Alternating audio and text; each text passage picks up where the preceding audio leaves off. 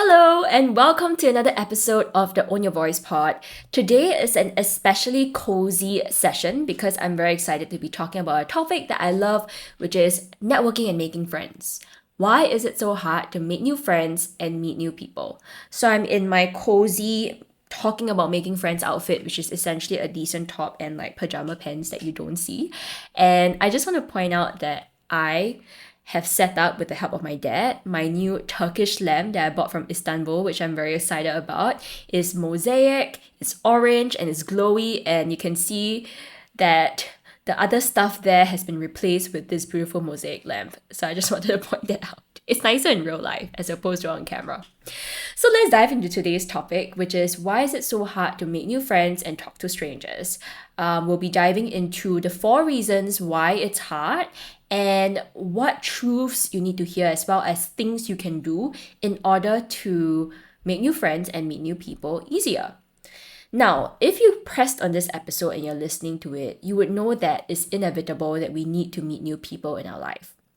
The reality is that if you are working a job or you go out of your house, you will meet new people. You need to meet new people in your careers and your life. Sometimes it's like, even if you don't want to make new friends, you have to, because you need to work with them at work. Or your partner has friends that you just need to kind of be in the same space with because, you meet them when your partner meets them. You will be meeting new friends along the way. When you want to find a partner and you go on dates, you have to meet new people. It's an inevitable situation of meeting new people, but it's definitely not easy, especially as we grow older. I don't know if you realize this, but as kids, it was so much easier to make new friends as opposed to as we were when we're in our adult life. Why is that the case? The reason is because when we were kids, we were given the environment to make friends. When I was in primary school, secondary school, all the way to university, I was put in a classroom with people that can be my friends. And when we're in this classroom, we see each other every single day for lessons. We go to recess together. We do physical activity. We call this physical education, PE, together. You are literally given the environment and the opportunity through project work to make new friends.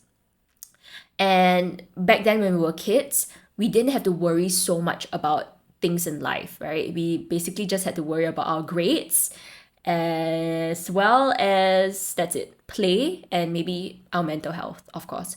But generally speaking, the people that we're surrounded with that are our age are going through similar stuff as us. We're worried about the same things. We are working on the same things, which is studies. We pretty much have quote unquote the same lives. Of course, there are different hobbies and all that, but generally speaking, we have the same worries for the same stage of life. It's easier to make friends because we're given the environment to make friends and we are worrying about the same things.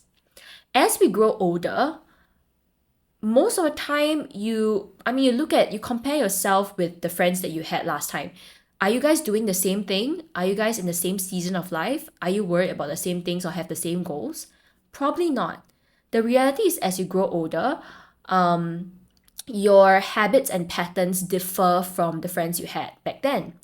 And even if you're working in the same company, most probably you have different goals as the person sitting beside you.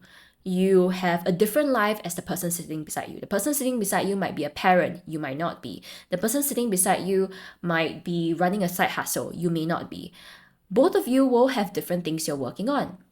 And in a company, most of the time we're a lot focused on work. Even though you might be working on different projects together, the whole situation in the company is we're pretty much siloed. We have to focus on our work and we're always talking about work. The only time that you might have mind space to even talk about anything else apart from work is during your very short 1 hour lunch break, right? And the work that you're working on is definitely not going to be exactly the same as the person beside you. Whereas in school, you're pretty much studying the same syllabus. So when you go through the same experiences together, it's easier to form friendships through that process. When you're not going through the same experiences and you have different things to worry about, it's harder to, make new friends based on the basis that you're not doing the same things together. A University of Kansas study actually showed that when we're in school as kids, it takes 43 hours for you to be an acquaintance with someone because you're doing all the same thing at the same time. As an adult, it takes almost twice, 94 hours to be a casual friend with someone because your habits and patterns are different as an adult. And what makes it even harder is that we're living in the age of after COVID. During COVID period, we spent 2 years pretty much stuck at home. And a lot of us have become very comfortable with just being alone and sitting in our chair in the air conditioner room and seeing the same people every day, which is our family. If you live alone, then that's even worse, right? You have become so comfortable being alone. But comfortable doesn't mean happy. It just means that became your new default. And after COVID, we did go back to work, but it's sort of as if we forgot how to interact with people because we haven't been needing to interact with people for the past 2 years and we have been lonely. And the thing is, what happens if you want to make friends outside your current group? What if you want to, meet new people that is like-minded and they're not in the same company as you? How do you get out of your comfort zone to find people outside to interact with as opposed to just stick with the people that are surrounding you? You need to make new friends. You need to find ways to interact with new people and have those awkward first conversations in order for you to build a deeper relationship. So if you are listening to this and you're like, it's so hard to make new friends, it's so hard to have those first conversations, I want to first assure you and also tell you that you're not alone, right? Because we've been through COVID, it's become our new comfort zone to just keep to ourselves. And generally speaking, it's hard to meet someone new when we can just stick with our comfort zone of just interacting with the same old people that we know. And it's normal to feel that way. And I want you to know that you're not alone, and you can actually get better at making new friends and meeting new people. So in this episode, I want to share 4 reasons backed by research of why it's so hard to make new friends and talk to strangers. And I'll also be sharing with you some truths that you need to hear and things that you can do in order to make the process easier and more comfortable for you. So the first reason why it's so hard to make new friends is because we have the fear of rejection. Conversations raise the specter of social rejection, and so people are actually reluctant to express interest in others in case the interest is not reciprocated. This is backed by research. Studies have shown that fear of rejection can activate the same brain regions as physical pain, leading people to avoid situations that could potentially trigger that rejection. We don't want to feel pain. We want to stick with the people that are already our tribe. And that's why sometimes, because of that fear of rejection, we're just resistant to meeting new people. Now, if you're feeling this way and you're like, that is me, I want you to share this piece of research that's literally going to blow your mind and it's going to change the way you see making new friends from now on. Here is it. People like you more than you think. When you're having a conversation with someone new, be it in a job interview, a networking event, or a potential client, I want to ask you, what thoughts come to your head? Do you think, oh man, what are they thinking of me? Oh, do they believe, trust what I'm saying? Do they think that what I'm saying is stupid or that I'm too boring? Now, this piece of research is going to change your mind. People like you more than you think. Research out of Harvard, Yale, Cornell, and Essex University had 2 participants meet for the first time and converse for 5 minutes. After that, they each did a survey answering questions about A, how much they liked the person they met, and B, how much they think the other person liked them. In all experiments, results showed that participants significantly underestimated how much others like them. We call this the liking gap. During the conversation, people are actually too focused on themselves and their thoughts or planning what to say next. So even if the conversation partner shows signs of liking them, they don't notice. Is that you? As you're having a conversation with someone, do you notice yourself planning your next response? or looking at their facial expressions to identify if they are liking what you say. Because placing all the attention on that can actually distract you from being in the present.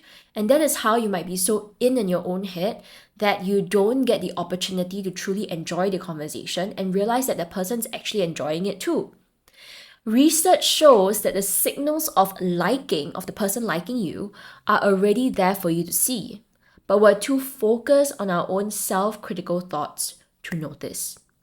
So, if that is you, here's what you can do to have better and more enjoyable conversations.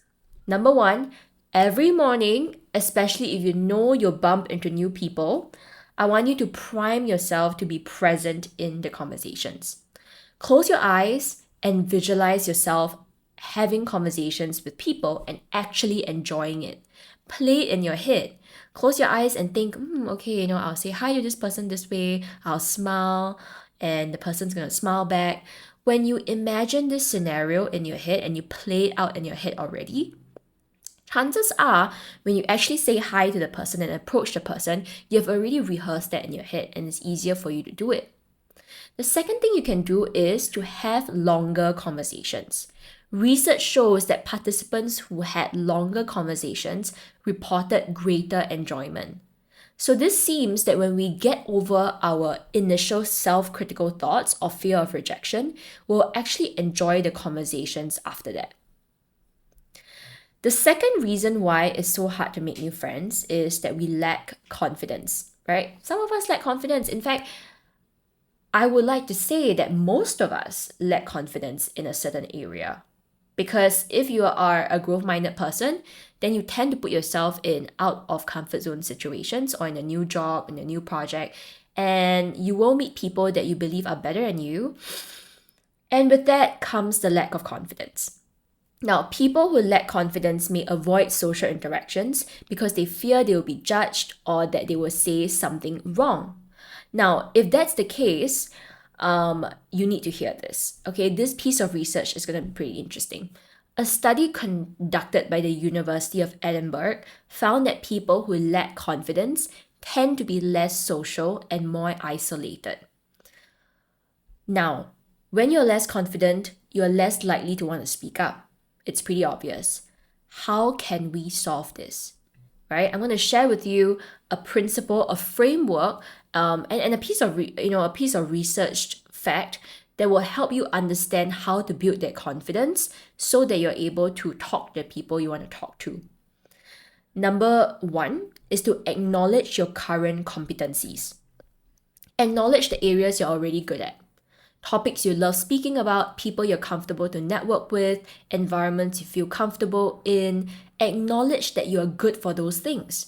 And when you do that, you build confidence. You focus less on the things you're not good at and more on the things that you are good at. Now, there was one time one of my coaches was actually a multi-millionaire. He has run many businesses before. He is, around 60, 70. He's like a serial entrepreneur.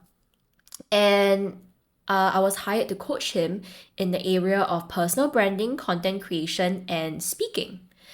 So after coaching him for 1 or 2 sessions, there was one time we're going out and I was heading to the toilet and he was also heading the same way.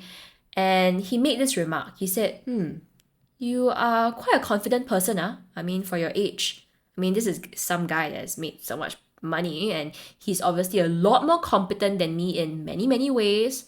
But I replied to him this, people have said that. Thanks so much for saying.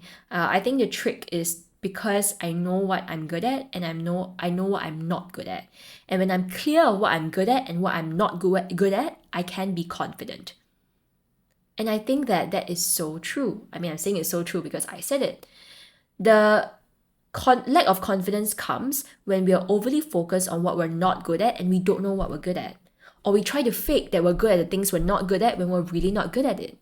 But when you're clear of the areas that you are a master of and the areas that you are improving in, you can confidently say that, this is my level of expertise and this is an area that I am still learning about.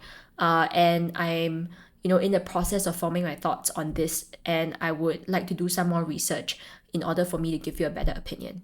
Even when you're asked to speak up about a topic you're not confident in, you will have the confidence to share that you're still learning about it. And you have the confidence to reach out to people and partner with people who are confident in that thing that you're not confident in yet. So it's important to be clear of what you're good at and what you're not good at, and acknowledge your current competencies so that you're able to come across more confident and feel that inner confidence from the inside out. The second thing you can do to power through that lack of confidence is to grow your competency in communication. Okay, grow your competency in meeting new people. Basically, grow your competency in making new friends and meeting new people. There is this thing called the confidence competence loop, which you have probably heard of, but I think is a brilliant, I would say, metaphor, or is it a research? It's a brilliant framework to remember when you are building competency on something and you're not confident in it yet. The confidence competence loop means if we believe we can do something, we'll actually take action to do it, which increases our competence, which then increases our confidence, which allows us to take more action.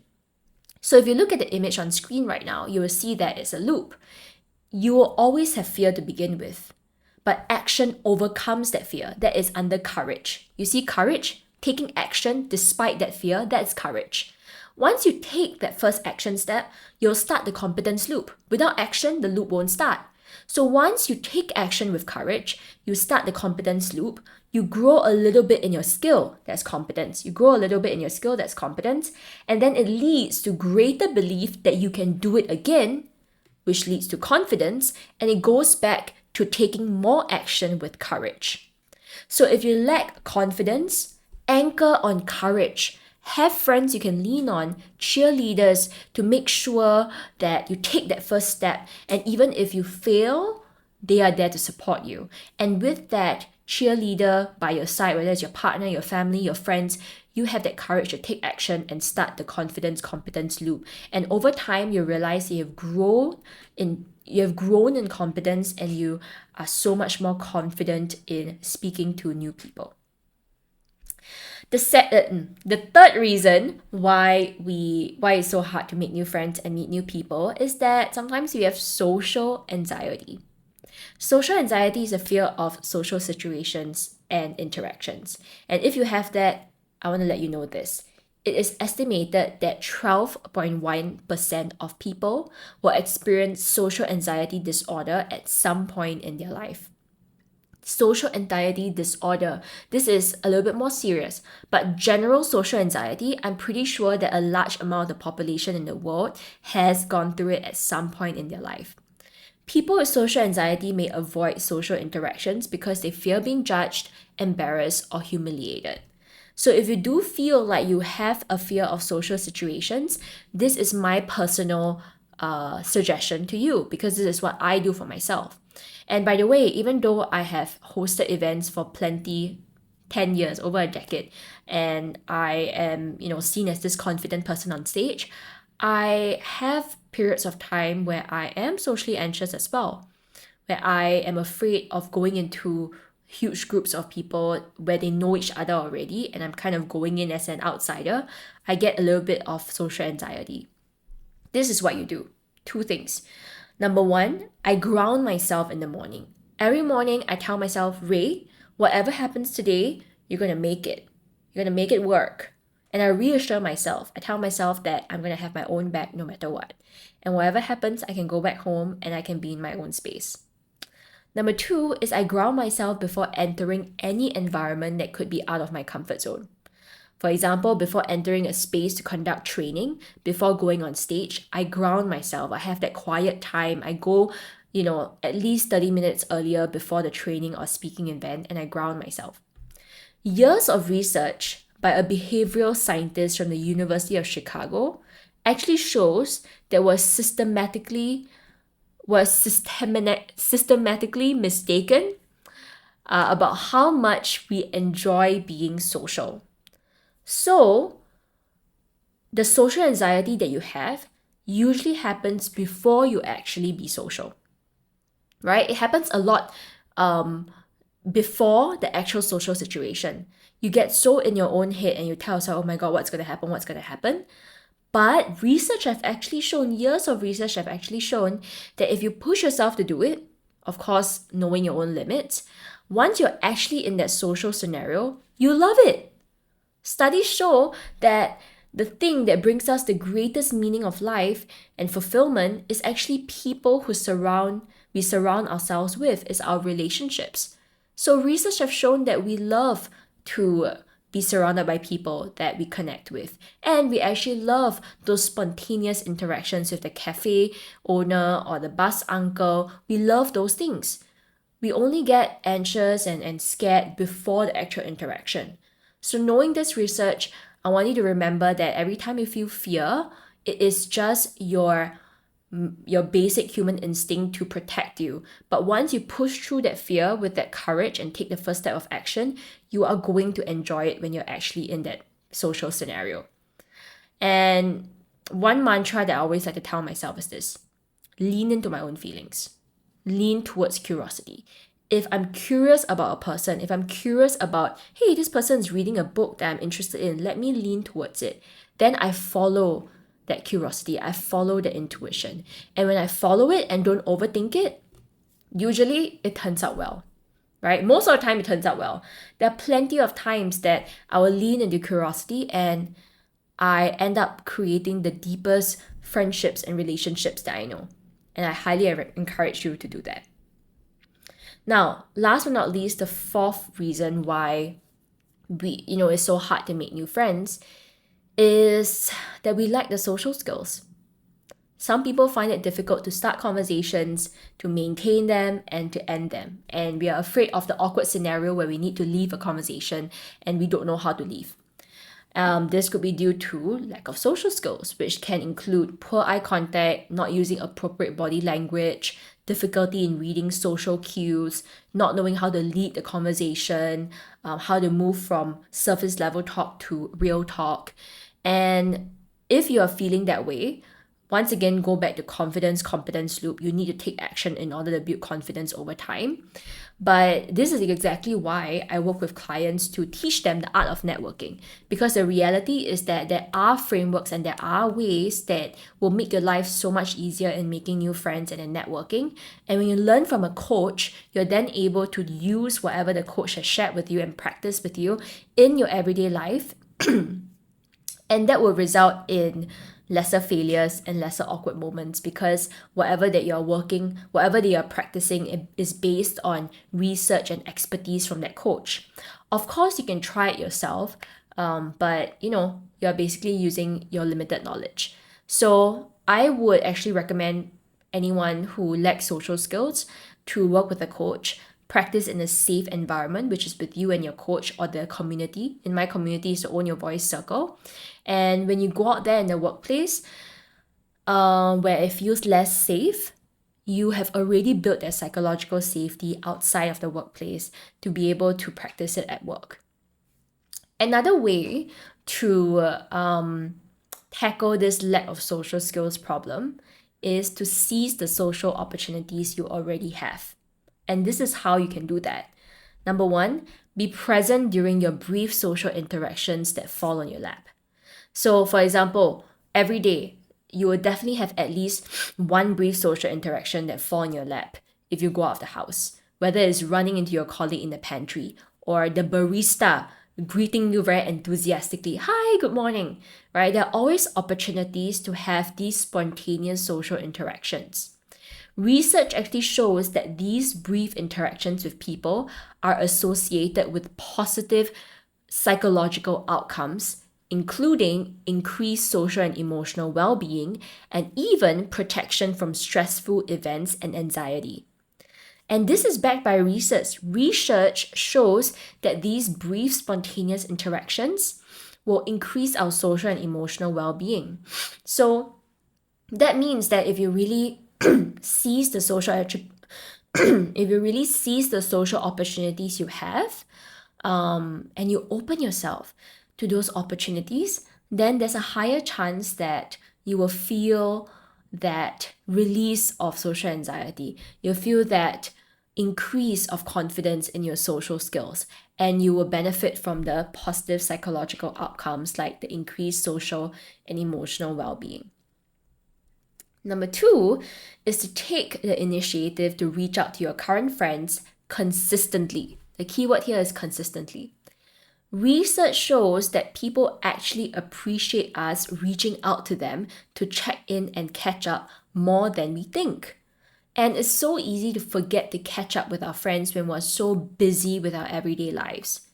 But when you see the opportunities you already have to build strong relationships, you build confidence in your social skills in a safer and more familiar environment. Okay, now that you know what are the 4 reasons why it's so hard to make new friends and meet new people, and I've given you some truths and some ways that you can tackle it, let's go into the last final wrap up, 3 principles to help you make new friends that I personally use and that I love. Okay, so these are 3 principles that you can literally use right away in any stage of life right now. The first principle is something you have probably already heard. Some people are here for a reason, a season, or a lifetime. Okay, some people are here for a reason, a season, or a lifetime. I think sometimes why we're so worried about meeting new people or starting new relationships is that we're afraid that we will screw it up. But the reality is you can't screw things up because some people are meant to leave you, some people are meant to stay in your life for a short while and leave you after that. And if it's meant to be, it is meant to be. You don't have to worry about being judged. If people will stay, they will stay. If they're meant to leave, they will leave. And the reality is that in life, we are constantly growing, evolving, and changing. That there are people that just don't suit us anymore based on the phases of life we're in. So you want to be flexible and gravitate towards the people that suit you in that phase of life. And of course, do the work to maintain the relationships. But if you have outgrown those relationships and it just isn't a joyful and comfortable connection anymore, then you would gradually drift away from those people. The people whom serve you at this time and you enjoy being with, be with them and just spend time with the people that nourish you, that fill your cup, and do the work to maintain those relationships. So remember that people are here for a reason, a season, or a lifetime. Let's start with reason. Some people are here for a reason. And what that reason could be is they either are functional friendships, like work friends. You have to make friends with them because you work with them, in your workplace. So they are there for a reason. They could be there for a reason that you don't know yet. Like maybe they're here to teach you a life lesson that you're unaware about. So know that sometimes if people stay in your life and then you notice they're kind of drifting away, maybe they have served their purpose. And I know that sounds kind of bad, but that's the reality. If we are friends with every single person we meet for 100 years of our life, can you imagine how many friends you need to catch up with? Can you imagine if every day you meet a single person and they become your friend and they're friends in your lifetime forever? Then you'll have literal thousands of friends. That's crazy. How we don't have enough time and energy to have 1,000 close friends. It's just too many. So when you accept that people are here for a reason, a season, or a lifetime, you'll put less pressure on yourself to make tough friendships work. And you'll lean into your emotions more and spend time with people whom fill your cup and not spend time with people that don't fill your cup. Now let's move on to season, right? What do you mean by friends are here for a season? Now in different phases of life, we'll have different friend groups. When I was in university, I had a lot of friends that were drinking, we went partying together, and that was my phase of life. When I entered the later university period where I started my first business as a young entrepreneur, I started meeting a lot of people who were also young entrepreneurs as well. When I went into the coaching industry, a lot of my friends now are coaches, are running their own businesses as well. So you can see that in different phases of life, you will make different friends. When you become a parent, you will make other mom or dad friends. So sometimes friends are here just for a season, and you don't need to hold on to friends that have already that you have already outgrown, or that were from a past season that you no longer are in, because changes in seasons happen. Who you are in university is not who you are now. When I was in university and I had those friends where I partied together with, I remember I was having so much fun and everything. But when I reached year 2 of university, I wanted to do more freelance work and I had less time to party and drink spontaneously. And naturally, we drifted apart. I tried my best to, maintain that relationship, but they were just meeting more often than me having the time to meet them. And I slowly outgrew that friendship. And I was basically saying bye to the friends from that season of my life of partying, and I'm entering a new season of my life, which is entrepreneurship and freelancing. And naturally, I made new friends who are also freelancers and entrepreneurs, and I had to embrace that new season of my life. So when your friends are there in that season, enjoy that season, nourish those friendships, but know that it might end. And of course, we don't think that it would end, and we don't have to pressure ourselves to making it not end. Allow yourself to flow into life and enjoy each moment as it is. And if you feel the need to morph and change and evolve, allow yourself to morph and change and evolve. And those friends that don't evolve and change the same way will slowly drift away from you, but they have their own seasons of growth and they might be growing in a different direction as you, and that's okay. Now, we move on to lifetime friends. Now, these are friends that will be with you at your lowest moments. Maybe fate has it that despite your growth and evolvement, these friends are there with you throughout your life, and they are growing, you are growing, you might be growing in different directions, but for some reason, they are there for you all the time. They are the friends that you can call at 3, 4 a.m. when you're really sad and you just want to talk to a friend and they will talk to you. These are your lifetime friends. And I think some of us, if you have just one friend that's like this, you're already very lucky. I feel like I have only maybe less than 5 lifetime friends, minus my immediate family. And I don't want you to have the pressure to be this way for everyone. You don't have to force yourself to be a lifetime friend for every single person. And you can't force someone to be a lifetime friend for you. You can't force someone to give you the same energy and emotional capacity based on your expectations. Those lifetime friends that are meant to stay will stay.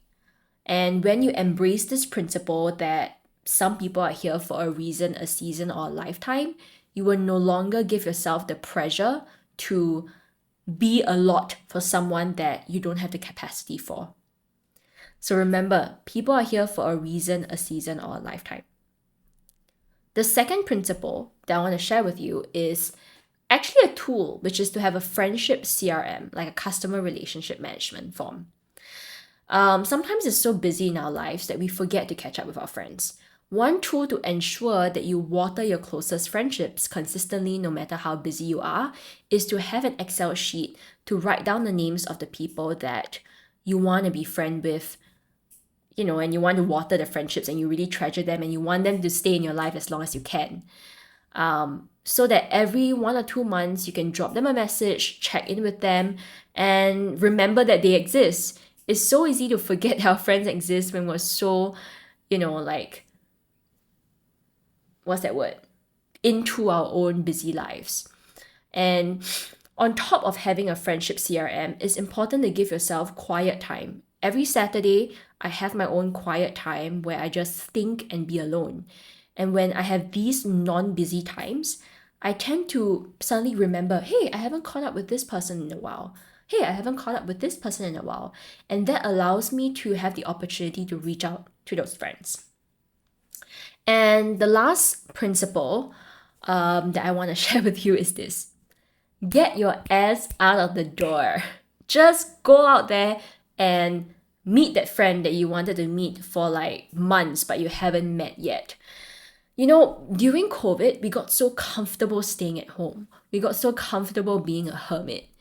We got so comfortable just like being in our zone that it's so hard to physically pull ourselves out to meet someone and travel. I have to take 30 minutes to go to town to meet this person. I want to just like be behind the camera and just do a Zoom call because we have been so comfortable with Zoom calls all this while.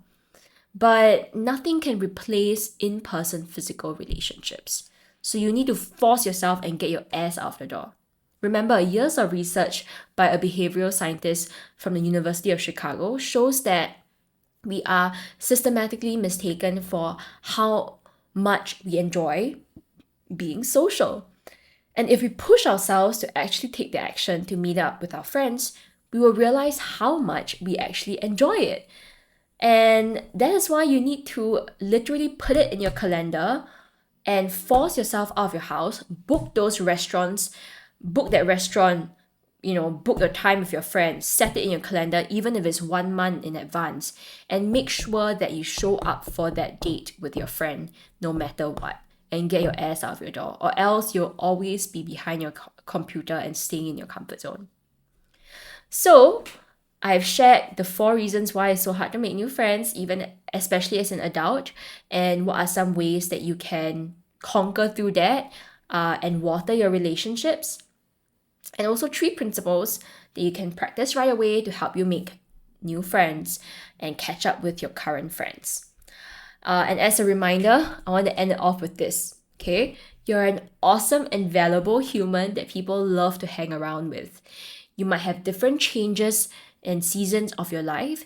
Some friends will go, some friends will stay. It does not matter because you will always have friends because you're a valuable human being. When you put yourself out there, there will be people that will gravitate towards you naturally. Your vibe will attract your tribe. My closest friends are the people that I happen to chance upon on social media, and I lean into the curiosity and think, hey, I think this is an interesting person. Maybe I should text them. When you have that thought, act on that thought. Don't say, oh, okay, I'll think about it. Act on the thought. If you see someone in a bookstore that's reading a book that's interesting and you thought, hey, this person looks interesting, I would love to discuss about this book with this person. Act on that thought. Push yourself to take that first courageous step to act on that thought. And trust me, you're going to enjoy it so much when you're actually in that conversation with that person. You see, the hardest part about making new friends is the before and the beginning. Before, which is all the thoughts in your head, this person's going to judge me. Beginning is the awkward period of the first conversation, surface level thought. But after you get through the beginning, everything else will flow naturally. If you and the friend vibe, you will be friends for a season or a lifetime. If you and your friend don't vibe, it's okay. Nourish the friendships that you vibe with. You will attract your tribe. Remember, the hardest part about making new friends is the beginning. Everything after flows naturally. And tons of research have shown that at the end of someone's life, the things that, the moments that they remember, the things that they cherish is not the material goods they have or the goals they achieve, but the people that are in their life. So there's so much benefit and power in nourishing your friendships. And there's so much benefit and power in making new friends, enjoying new connections, and meeting strangers. And I hope that this episode and the tips that I've shared today and the research that I've shown to you has gave you that belief to push through and the tools to make new friends at any point in time that you're at right now. If this is helpful, do send it to a friend. Or share it on your social media page because I would love to help as many people as possible make new friends and form genuine connections. And with that, I will see you on the next episode of the Own Your Voice pod. If you have any topics that you'd like me to talk about, drop me a DM on Instagram at RayMatrix, and I would love to chat with you there. See you in the next episode. Bye!